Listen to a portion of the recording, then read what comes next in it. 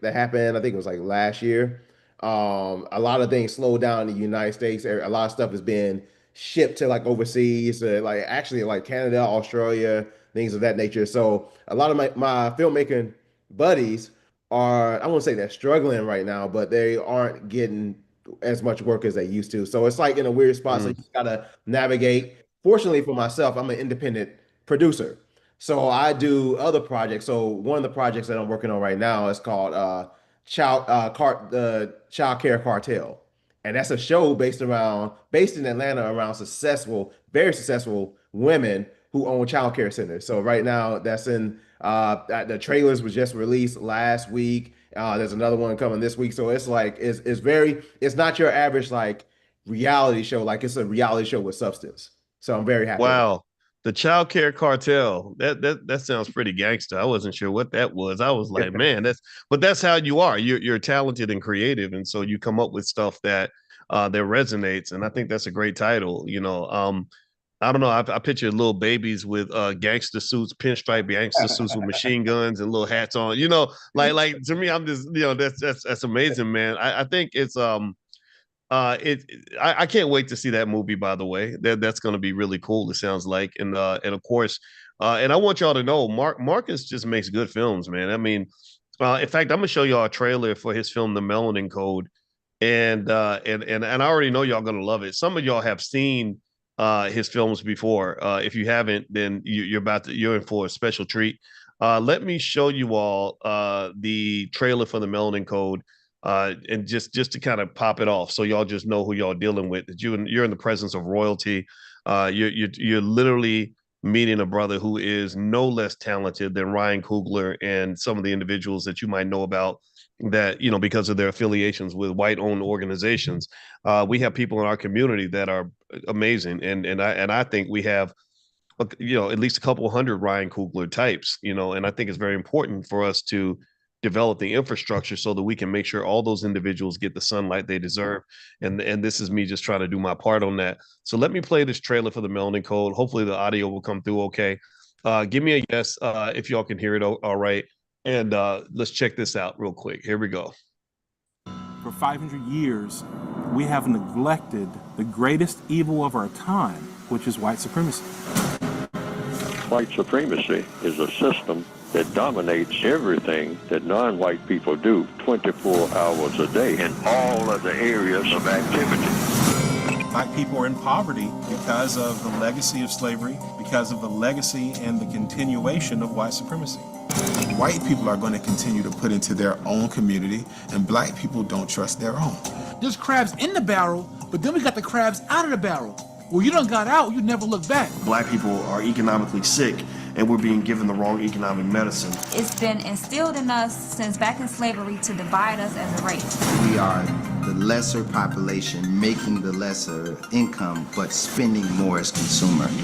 And that, to me, does not make sense. All we do is shop. All we do is patronize entertainers and patronize entertainment. We give away our vote and don't ask for anything in exchange. We know that voting Democrat has not changed our condition. Racism, it exists everywhere.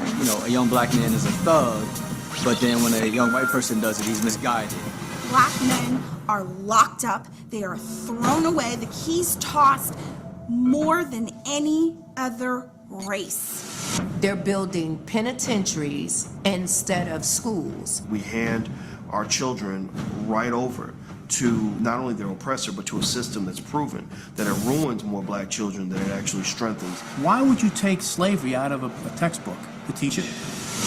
I think it's very important for us to educate our own youth. We can't continue to just sit back and pray and say, at some point, God is going to make this better. Somebody is coming back to save us. In order for us to have a movement, we first have to make sure that our house is in financial order. So let's wake up. Let's wake up, world.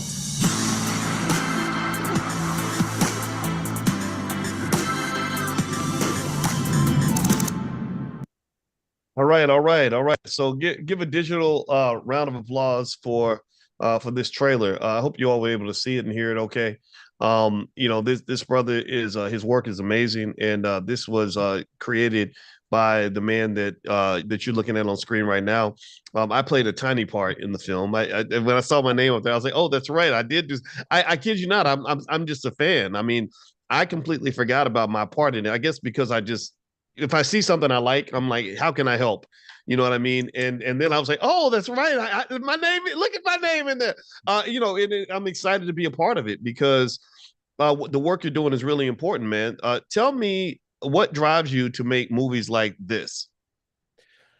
All right, so it was because like I think my world opened up when I saw this documentary. This is like in 2008. I just finished film school, and I saw this documentary called Zeitgeist, and that kind of like opened my mind up to like religion and where the origins of religion and stuff like that. Because I was raised in the church. I mean, I'm talking about I was a musician. I mean, music. I was head first in the church at all times. So when I saw this documentary, it kind of like blew my mind. So later on, like years passed, and I'm like, wait, like our community, our race is, I feel like when we're doing business with each other, I kind of felt like sometimes it could be a good thing and sometimes it could be a bad thing. A lot of people complaining about, I don't want to go, I don't want to do business with black people. I don't do black owned business. And I felt like, I thought about when I first started like working, like my first job, legal job, was working at Chick-fil-A.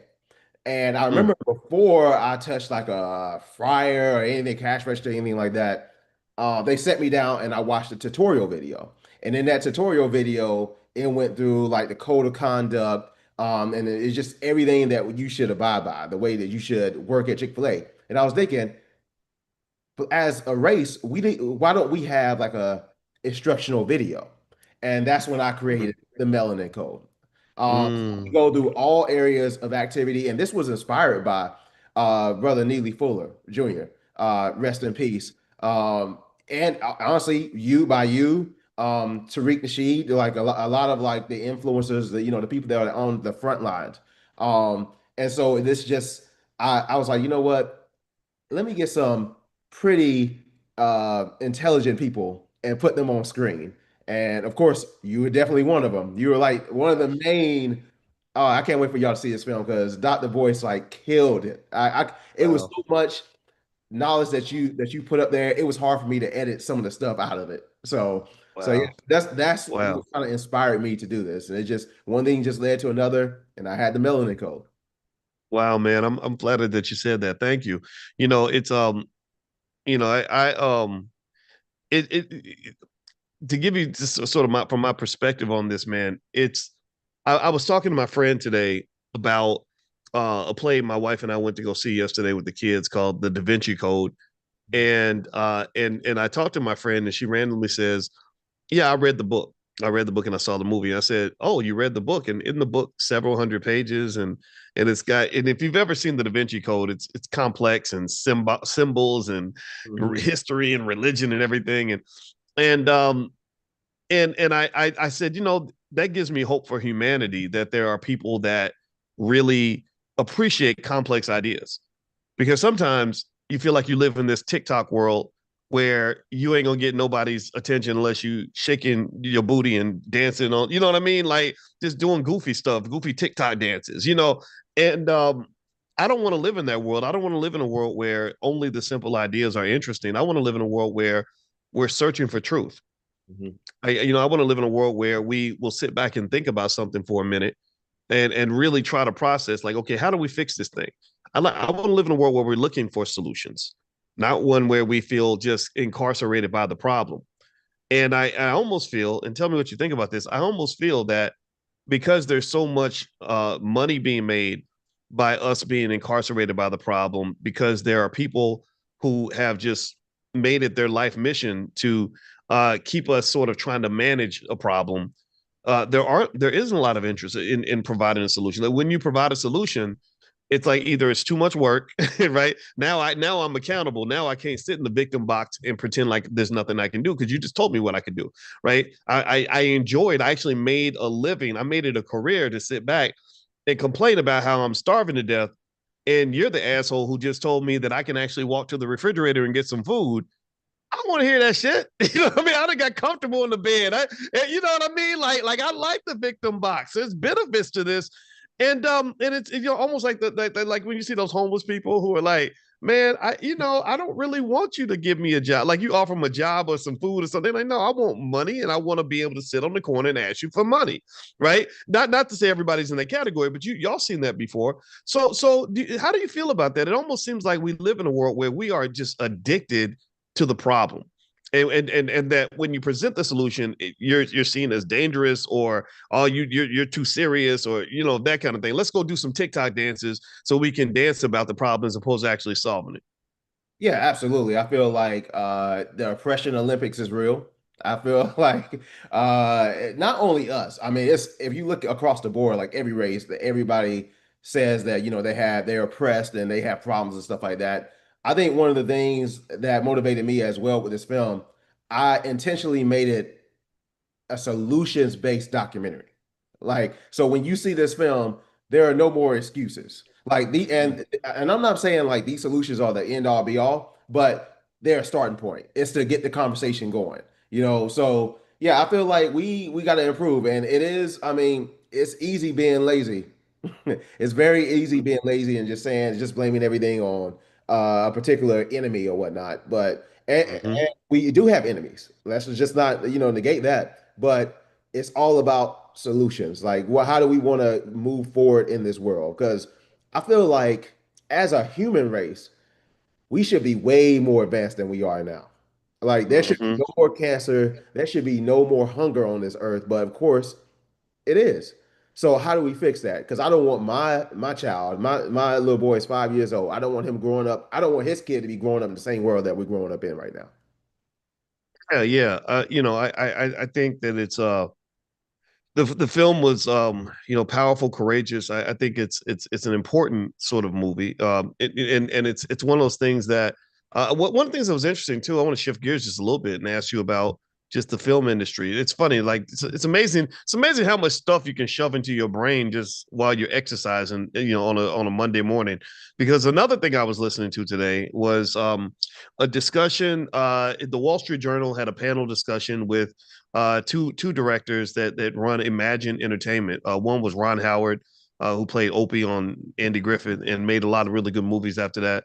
And then his partner, I don't remember his partner's name, and they were talking about adapting. Like how did they maintain their partnership through all the years, and also how are they adapting to all the changes in the film industry, and they've been through several disruptions. They could go all the way back to when DVDs came along and when cable came along, and they're like, oh my God, what are we gonna do? Now people have DVDs and they can watch cable. No one will ever watch a movie in the theater again. And then you moved into the internet, and then you moved into streaming, and you move into piracy, and now you got AI.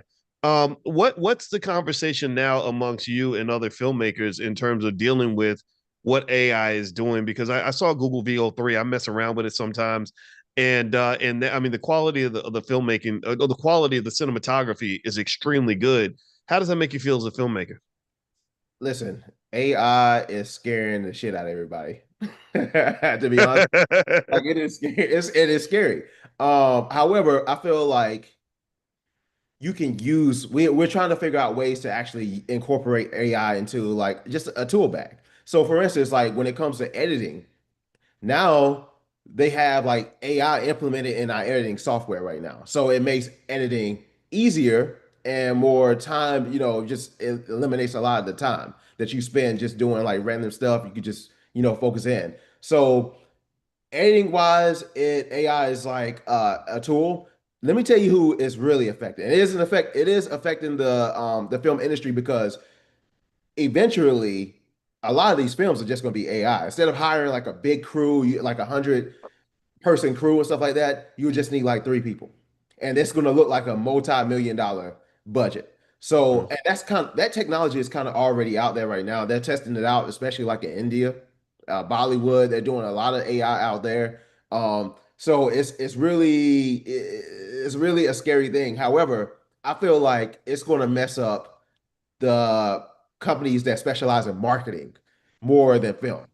Because if you go to a marketing company right now, and I'm experiencing this with several clients, You go to a marketing company and they do your social media, they do your, they post your ads and stuff. They come up with, the captions. Most of the marketing teams, they're using AI. And a lot of clients, the smart ones, they really use it a lot. They catch on to it. They've caught on to it. So eventually those marketing teams will be absorbed by AI because all you have to do is just create, and you can do this right now, but all you have to do is just go to AI and then create a marketing strategy right now. So I think that's number one to go. And I feel like it's to their own detriment because the marketing team, and I'm like, I don't know, I'm going on a little rant right now because I'm a little annoyed because they take the client's money and then they just like do absolutely nothing. They just run in the chat, right? Chat Yep. GPT. So I feel like they are doing their own self a disservice by doing this. So if once the public really catches on, I think they're the first ones to go. Filmmaking, Yeah. yeah. Now I think there was the whole article. This was like months ago, and I don't know. I didn't fact check it, so I'm sorry if it's not true. But I know that Tyler Perry was going to build like another studio, or somebody was going to build like another studio, and they saw the landscape of where AI was going. They were like, "Nope, I'm saving that money." So like Yeah. it's definitely affecting writers in the industry right now. You can literally write your own script in AI. They're being affected right now. So yeah, instead of just using it as like a tool where when you write your own script and then you get AI to enhance it, people are going all out now, which is like writing books, writing scripts and stuff like that. So that's like they're on the front lines. As far as like the actual film crew, they're next, and then editing is next. So it will eventually happen where the film industry right now it would probably decrease to like by like 70%. And only the Wow. smart ones that really have grown with AI will be on top. Well, by the way, everybody, I'm talking to director Marcus Small, who made the film The Melanin Code, along with other films. Daycare, what was it? Daycare Child Cartel? Care Cartel. Child Care Cartel, the Child Care Cartel coming out soon. I'm going to keep y'all posted on that one because I'm going to bring Marcus back, when that's out there because I want y'all to see that one too. And also, I want everybody to know Marcus doesn't know this yet, but I just realized I need to invite Marcus to the All Black National Convention. Where we all get together, B1 people get together and plan the future. So, Marcus, you're gonna get an invitation, brother. Whether you want one or not, That's what I'm and it's talking up to about. you to decide if you want to accept it. But if you guys want to get passes for the convention, the passes are ready. I will. I've already texted them out. I think once. I'll text them out again if you want to go and get your pass now. And basically, it's going to be it's the biggest blackest think tank that you've ever been a part of. This year, we're going to be bigger and blacker because we're partnering with the Black Business League. We got literally delegations from 6 African presidents coming in that are going to connect us to the continent of Africa. But in addition to that, you've got just thousands of entrepreneurs, business owners, thinkers, tech leaders, just all different kinds of people with amazing ideas. So this is better than any university you've ever been affiliated with. And it's also filled with love, lots and lots of Black love just everywhere, building together, creating together, just making the world what we want it to be. So I'll send out the link to everybody if you want to join. If you're not on the text list for this class, text the word morning to the number 87948, and I'll send it out to you. Text morning on your phone to 87948. Now, let me show you something. You were talking about AI, Marcus, and I mess around with AI sometimes. This is on my Instagram. My Instagram is Dr. Boyce Finance. So this is what I did this morning. I just decided that I wanted to just see what I look like as a baby, and I didn't make it a talking baby. I just made it baby Boyce. So that's me right there. The kid is not my son, but they keep saying I'm the baby daddy, and I have to explain to my wife, why I promise I will never be running these streets no more.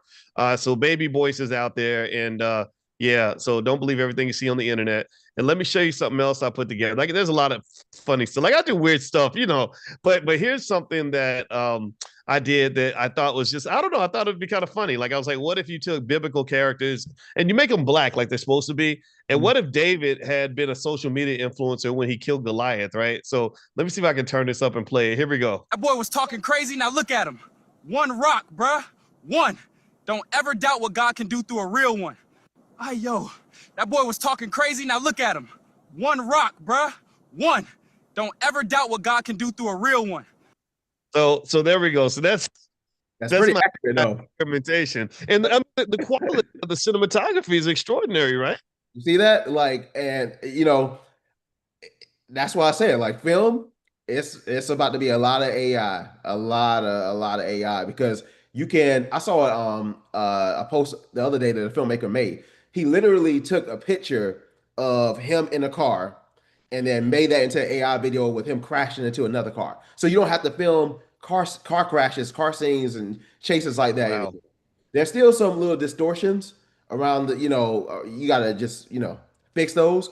But yeah, it's that's actually scary. Now, what's funny about that baby picture is that, I mean, they couldn't even give you hair back then. They had like you weren't even born with hair, but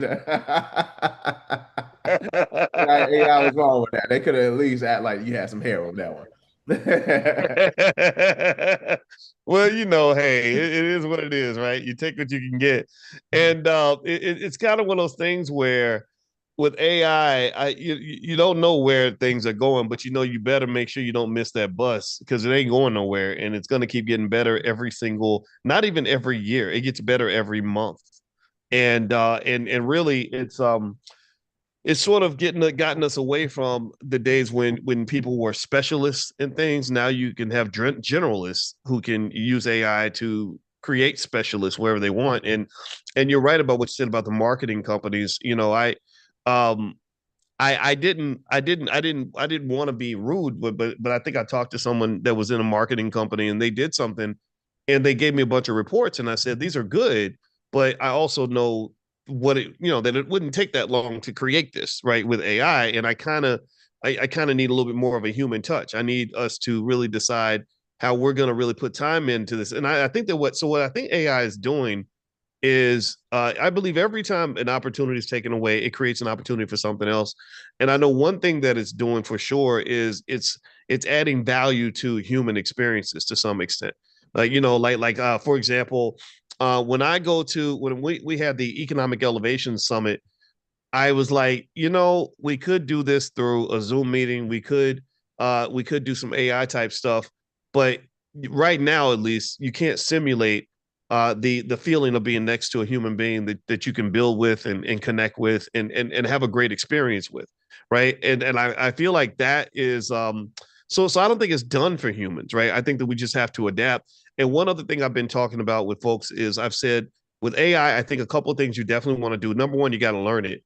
I spend time studying it every day just to understand what's happening. But then number two, you want to invest in it. And so I literally curated for the students like a list of stocks and companies that are on the cutting edge of AI. Because what's happening, it seems, and I'd like for you to jump in on this part for sure, is it seems like the tech companies just seem to know how to make money no matter what the world does, right? They went into the music industry and the music labels are scrambling trying to figure out how to deal with it, but the tech companies, Spotify makes more money off the music industry than damn near every record label on earth, right? And they're a tech company. And now, you go, Netflix is a tech company, but you've got other tech companies, Microsoft and Google and all them. Now they're taking a big piece of Hollywood. So it seems like really investing in these companies consistently goes a very long way. What are your thoughts in terms of how you're adjusting with your organization with just the way the world is changing, sort of predicting what's over the horizon? I forgot to mention this. Yeah, well, speaking of AI, like I'm actually in negotiations with a company now that specializes in AI within the film industry. This this app can literally take your idea, just like a one-liner, and turn it into a script. It can turn it into a pitch Bible. It can turn it into like you could have different. Normally, like when we pitch a film or a show, anything like that, we have our projected cast members who we want. Do we want Idris Elba? Do we want Denzel Washington? Like this right here will map out everybody. It'll tell you, okay, who will be perfect for the role. It'll even give notes on itself. Like Wow. for the script, it'll tell you where it's weak at so that it still adds that human touch. So it's important for filmmakers such as my, that are in my film industry to stay abreast with stuff like align themselves with technology companies, technical technology companies. Yeah. So, you can still be in the game because if you are not in the game, if your position is like just what we call a grip for people that know, they basically put up stands and put the lights on and stuff like that. These The people, grip stuff. yeah, the grips. These people are the grunt workers. So these people, like their jobs are in jeopardy because now you won't need lighting. Now you can literally just film like a 3-second video of somebody in like a not so well lit room and add the lights in AI. You know, we Crazy. don't need that anymore.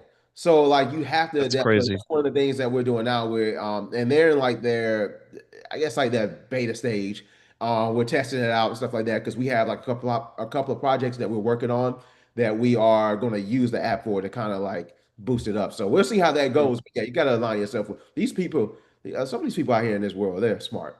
Um, I just wish I was on the train to invest in Nvidia when it was before it blew up and stuff like that. So Yeah. it's just same thing with Bitcoin. I wish I heard about Bitcoin when it first started, and I wish I just put like $1 in. I remember some dude it was like if you just put $1 in Bitcoin, you'll be rich. I was like, I know you're talking about.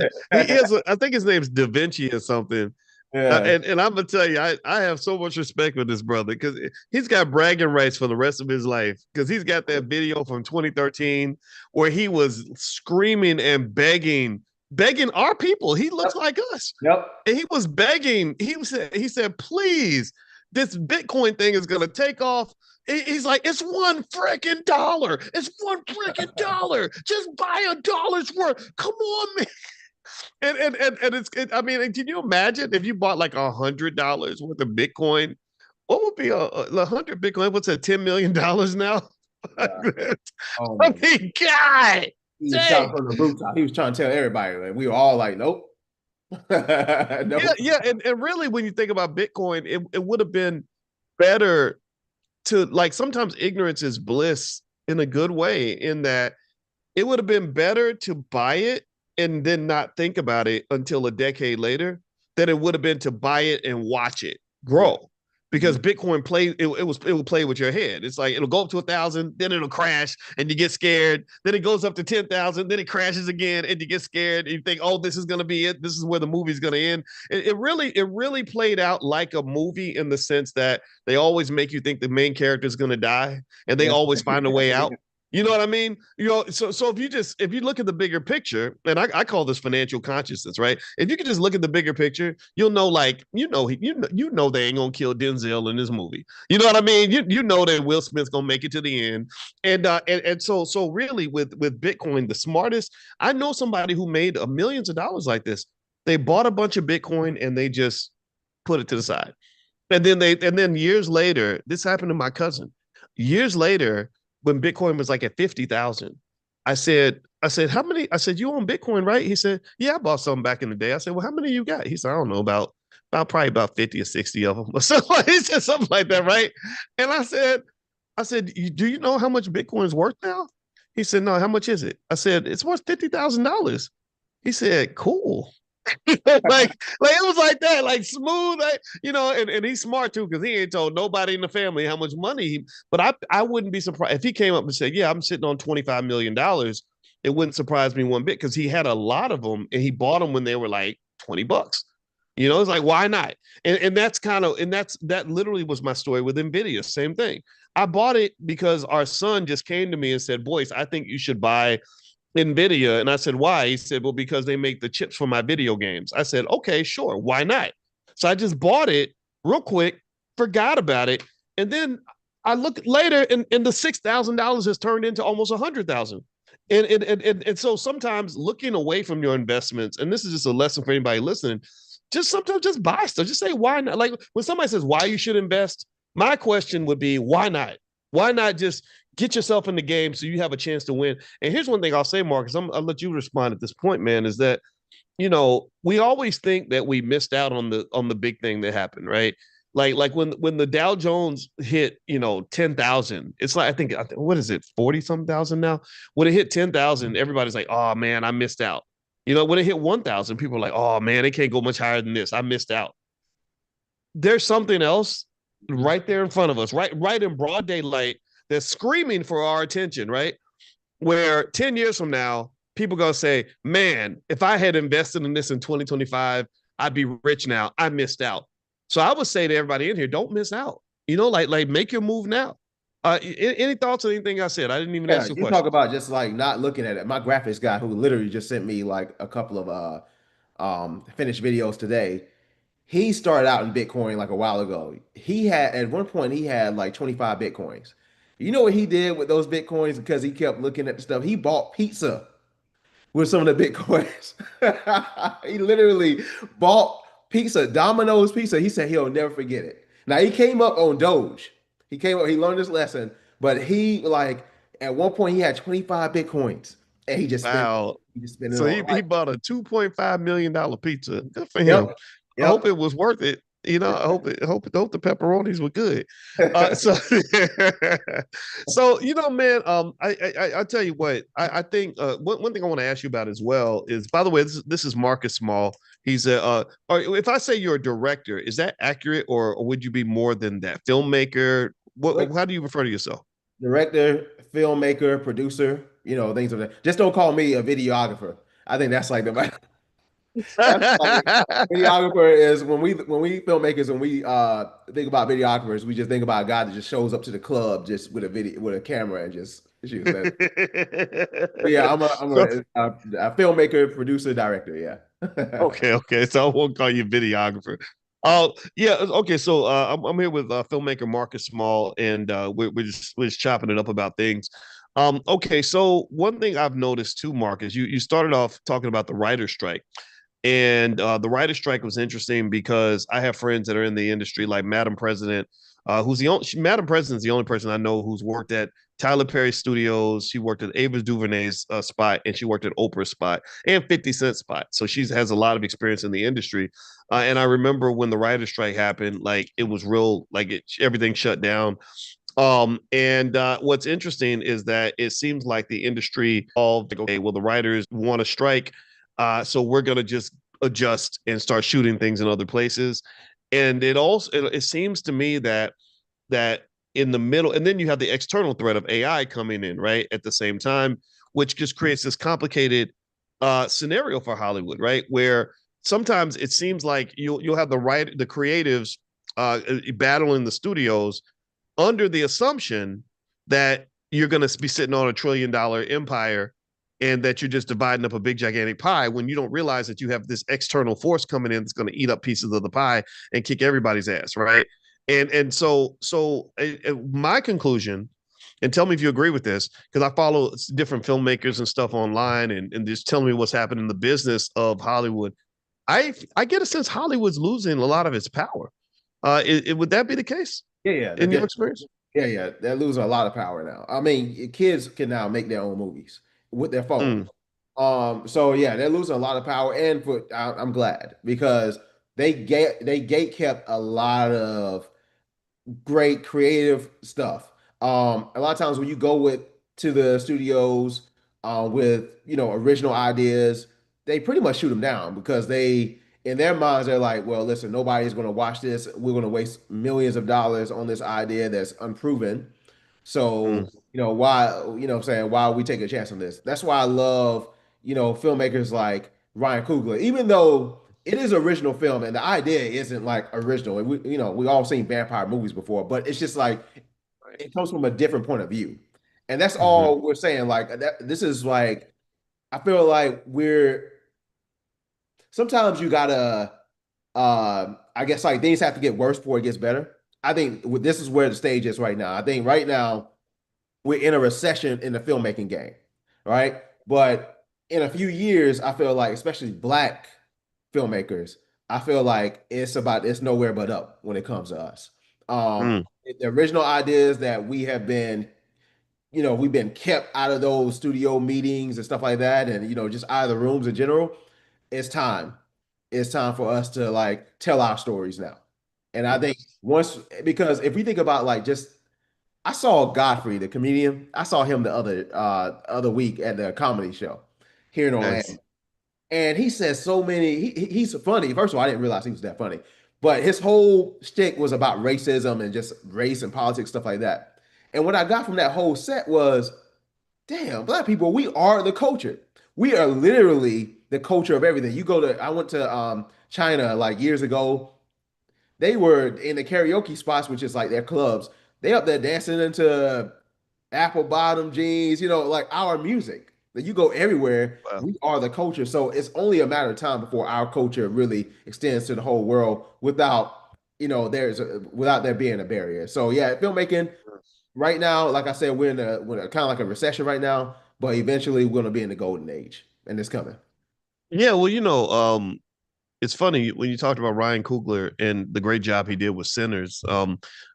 I was inspired by the imagery of it, and I thought it was the execution. Yeah, you're right. There's been vampire movies before, a lot of them, but just the way he did it and it just looked so beautiful on screen, and it was amazing. And full credit to him and Michael B. Jordan and everybody else. But one little bone to pick I have, not with him, but just with the world, is you know, I hate the fact that there can only be like one or two Ryan Cooglers in the world at one time. Yeah. I see Ryan Coogler, and I think the brother's amazing, but and he's tapped into the culture in an extraordinary way. But I'm like, I know about 15 Ryan Cooglers actually. I know probably about 10, 15 people at least in our community who are so talented that if they were given a similar opportunity, they would just kill it, yourself included, right? And so one of the things that I think is kind of the next frontier or the big opportunity with the decline of Hollywood is for us to really be able to think in systematic ways that lead to the development of infrastructure. Like one of the reasons that I'm really happy to partner with Dr. Ken Harris on the All Black National Convention, who's going to come in here, by the way, so y'all can meet him, is he has a PhD in economics, I believe, from Michigan State University. Super smart guy. Is when he and I talk, it's always like these really big picture conversations about infrastructure. Like I said, so what are you working on? He said, well, I think we're going to fund an AI data center, right? We got to raise $1 billion. Just it's like the kind of stuff that's like, okay, this is the type of stuff. And really our false hope, the sad hope that we had was that maybe some of these celebrities and athletes who have access to tens of millions of dollars, hundreds of millions of dollars, would kind of lead the way because they have the capital that we need and they have the access that we need. But that's not happening, right? So on one hand, I had these amazing conversations with high-minded idealists like Dr. Ken Harris who are getting things done. He's doing taking trade delegations to Africa, and they're doing hundreds of millions of dollars in business. And then at the same time, I have to look over and I see where Shannon Sharp is going to pay, 20, 30, $40 million to an OnlyFans model because he has an addiction to 20-year-olds, right? like you over here giving all the, you give it like the amount of money he's giving that OnlyFans model could literally fund 5 or 10 HBCUs for the next 50 to 100 years. Zion Williamson, same thing. He's being sued by some women and he's going to end up making probably a $50 million donation to the Hot Vagina Club or whatever the hell it is, right? And I think that it's really speaks to the necessity for us to have mature men and women that are really committed to something that we need as a community, which is the development of systems that allow us to truly express who we are. Right? We can't just celebrate. We can't call black excellence. Ryan Coogler is a great director. But unfortunately, I agree with 19 Keys in this. He said that black excellence is a scam. I said, and I was like, what do you mean by a scam? And he said that we talk about black excellence as the one special Negro who gets that one opportunity that they give the whole black community. So you take 40 million people, we're going to have one Ryan Coogler, right? And it's like, no, black excellence to me is the ability to have 1,000 Ryan Cooglers, maybe not 1,000, maybe 100 or 50 of them, right? Where you literally can't, you literally can't stop rattling off all the great black directors who've made $100 million or $1 billion in a movie, or so we can't just celebrate the seat at the table. We have to celebrate the building of tables. And I like what you do because I think you get that. What do you think? Yeah, absolutely. We need, and I think I want to go back to the Hollywood thing. So, and I'm so glad that people are waking up, especially our community. They're waking up to realize Hollywood is Holly weird, and it's like a bunch of PDF files.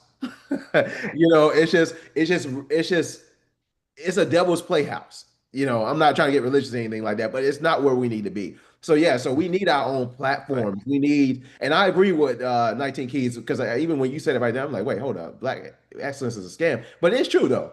We need like a bunch of people. Excellence is a bunch of hundreds in the, even like 1,000 good filmmakers. Stuff. I do agree with that. I feel like we need more and more, and I feel like we've been gatekept, but thanks to technology and you can build your own app now, your own streaming service now. So it's just a matter. It depends on us whether we want to support or we're not going to support. And I think that's where the revolution comes, is when we're like, you know what, I understand that Hollywood is going to put all these movies in these theaters and stuff like that, but let's support our own. And we can do it. We can do it if we just support. I feel like like you said, there are tons of my filmmaker friends. You talking about some of the most talented. I went to the school called Full Sail, and most of us that were like, we were together in like a group. Most of us were like, we were very diverse, but a lot of us were Black. I'm talking about the most creative people that you will ever meet in your life. Yes. So it's just only a matter of time before the world sees that. And I'm tired of the one Negro at a time thing. And it's time to cut all that stuff out. It's too many resources out there. There's too many platforms out there for us to stay in the shadows. So yes, right on, right on. And before I make my last point, I'm gonna let Marcus get the last word before we head out of here. I saw some of you, or someone was mentioning that they're a beginner investor and you want to learn about investing. I created something that I hope you guys will like, called Dr. Boyce cheat sheets, which are basically short little documents that you can go through and share with your family that'll get you started investing. And they don't cost much. They're in our Black Wealth Mastery store. So I'm going to put a link in there for the Dr. Boyce cheat sheet. Let me know if the link works, and you guys can take a look at that. And that'll kind of get you started. One of the first ones I created was 10 steps to opening your first brokerage account. So if you haven't started investing, there's the Dr. Boyce cheat sheet. It's right there in the chat. Feel free to hit that list or hit that, and you can go take a look at that and see if that helps you, and share it with your family. Number two, Antoinette's asking, can you send the AI stock list again? Yeah, if you text the word stock to the number 87948, you'll immediately get a link back that has a list of AI companies that you can invest in. I think that if you do this, I know that if you do this and you're doing this consistently and you're doing this now, you'll be able to participate in all the wealth that's being created in the AI revolution. Remember, to make wealth, you don't have to work. You don't have to do all the work. You can make wealth with money without working, but you have to make a sacrifice. So making it to the job is not as important as making the sacrifice. And remember little things like if you'd invested just $83 a month in Apple stock since the early 2000s, you'd have almost $1 million now, about $800,000. So do the little things. Don't just think about the big stuff, just the little stuff. That's what makes the difference. All right. So Marcus, one of the things you said something that I wanted to respond to, and I've lost my thought. Gosh dang it. Give me a second. Hold on. Let me get back to it. Black excellence and building and seats at the table. We were talking about that, and also the importance of us developing infrastructure. So in terms of let me ask you this: what city do you live in? I live in Orlando. I'm moving to Orlando. Yeah, I'm moving to Atlanta next year, though. Okay, so tell me about your move to Atlanta, which I think is great because I have a house in Atlanta and we're going to be spending more time down there. And so I'm actually going to do some stuff. I actually want to create an investment group in Atlanta and literally physically meet folks once every month. So tell me why you're moving to Atlanta and what's happening in Atlanta that's making you feel like that's a place for someone like you. Okay, so I'm moving to Atlanta because I have I'm in Atlanta like at least once a month, like a week or so. It just so happens that I have a lot of projects that are coming out of Atlanta. On top of that, a lot of these people that I've met along the way that are doing like really big stuff right now, it's not that they're just talented and creative. It's because they're around. They're around people and they can network stuff like that. And I feel like Atlanta is a central hub right now. I spoke about Hollywood, but it's basically Hollywood East right now. Now I will say this though. It is like I said, I have a lot of filmmaker friends that live in Atlanta, and work is not as plentiful for them as it used to be. But they're Mm, still working. But that doesn't. I'm not like I said. I'm not gripping. I'm not just a camera operator, DP, and stuff like that. I'm an actual producer and independent director and stuff like that. So the my lane is still open. mm, Um, mhm. so I feel like Atlanta is just a place to be. I love the culture here in Orlando. So my girlfriend moved down from Chicago. I love Chicago, by the way. I lived in Chicago for a year. Um, and she moved down. It kind of opened my eyes, and I'm like, wait, we don't really have culture here in Orlando. We have like a young black professional scene, but it's very small in comparison to like you go to these cities like Houston, Atlanta, and Chicago and stuff like that. So I just want to be around where the people are. And I need Mm. to change. See, I love the weather down here, even though this summer is about to be the most brutal summer. I feel it. I just want to go somewhere where it's just like conducive for my career now. And I have one of my best friends in childhood. He's like, I call him the mayor of Atlanta. He knows damn near everybody. And every time I go up there and I meet people, he introduces me to people, and I'm just like just connecting the dots. And I feel like once I take that step to move to Atlanta, I believe things will only get bigger and better. I agree with you. I think one thing that people can underestimate, especially those many of us who grew up with undiagnosed, untreated trauma, is you kind of get in this rugged individualism. I'm gonna do it by myself, and you get in that habit of kind of grinding away in isolation. And one of the reasons why I'm highly convinced that therapy is a valuable tool for all of us is that therapy will open you up to those relationships that will make things easy to get done. You'll be amazed how much easier it is to get things done when you just know somebody and you can call them and you have a relationship with them. So never forget that relationships are also another type of wealth. And I encourage everybody to consider that. So one relationship I value is a relationship I have with you, and I respect you, brother, 100%. You and I hadn't talked for probably a couple of years or something, but we just picked up right where we left off, and because I know you're a good person and a smart guy, and we're gonna do a black movie night Friday night, and we're gonna show the Melanin Code and have a conversation after that. Everybody in here is invited. If you want to get an invitation, make sure you're on the text list for this class. This class is free. We do this every morning. Text the word morning on your phone to the phone number 87948. Text morning to 87948, and I'll send you a couple of things. I'll send you a link to join us for the screening of the Melanin Code Friday for Black Movie Night. Number two, I'll send you a link to join us tomorrow if you want to join our Stock Market Investors Club. If you're interested in stock market investing, which I think everybody should be. And then third, I'll send you a link at some point for the All Black National Convention. So we got a lot happening over here, and God bless you, man. It's great to see you, brother. And let me ask you this: that new film, Child Care Cartel, did I say it right? Yes, it's a series. It's a Is TV. that out already? Can we go watch that now? You can. So somebody posted. I want to say his name is Steven. He posted the link to the website. It's childcarecartel.com. Okay. It's a TV series. The teasers will be that are out right now. We have another trailer that's going to be released on Thursday, I believe. But yeah, that's a TV series that you won't want to miss. That's going to be a good one. And I will keep everybody updated on where we land with their series. Right now, we're in a whole bidding war and stuff like that. So that's coming up soon. Oh wow, I love it, man. I love it. You know what? Anybody who's in the middle of a bidding war is going to benefit as long as you ain't the one doing the bid. You want them bidding on you. Exactly. So Exactly. I love that. That's that word options. Y'all know that word. Does anybody know the word options? Have we ever mentioned the word options in class before? Type the word options in the chat.